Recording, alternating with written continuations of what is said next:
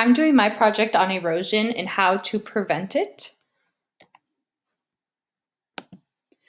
I'm going to first go into what is erosion.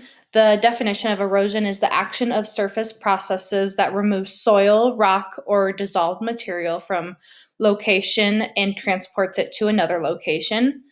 And some other vocabulary words that goes along with erosion is deposition, and that's when the rock or soil has been eroded and eventually stops and it settles in the new location. And then this is deposition. And then also weathering, which I think gets confused with erosion a lot of the time.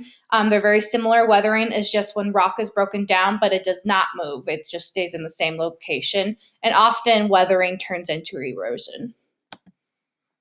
What causes erosion? We're all pretty familiar with, the weather, wind, rain, ice, snow, temperatures, and then the currents in the rivers and streams, and then the waves in the oceans can affect like the coastal line and the shores. And then I don't know if we're always so aware that other living organisms can cause erosion, and humans are a big cause to erosion at times too.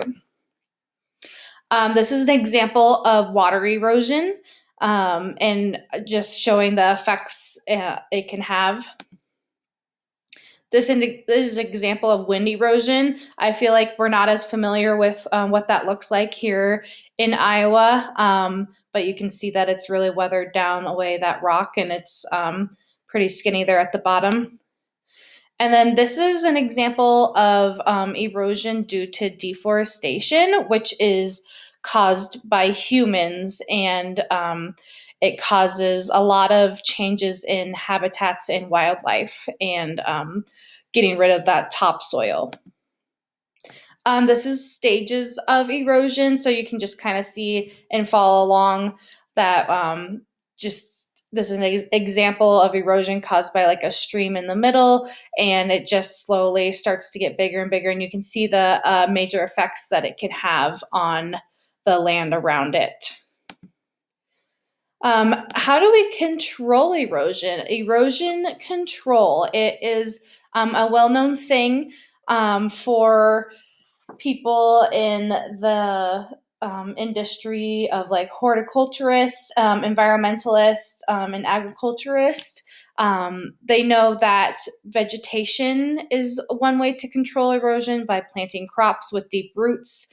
Reforestation is a big one too. Humans have caused a great amount of erosion due to deforestation, and we've lost a lot of our topsoil because of that. So planting trees will help with that if we can plant those trees back again and help get those deep roots in. And planting trees can also help block the wind for wind erosion. More about erosion control. Applying mulch is a form of erosion control. Avoiding soil compaction. For example, like if livestock is standing on the same soil every day for months, this topsoil is going to be really compacted. Avoiding overgrazing in livestock, and better drainage systems, silt fencing, which you see a lot of time with construction workers. They'll put up those silt fencing to prevent any erosion.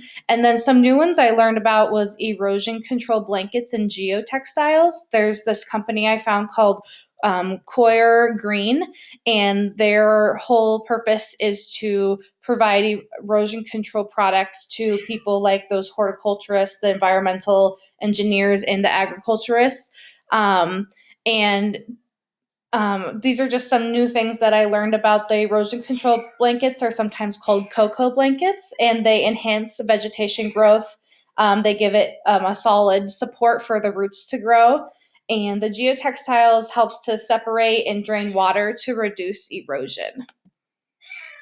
Why should we control erosion? To protect the nutrient-rich topsoil that we need to use to grow food, especially here in Iowa.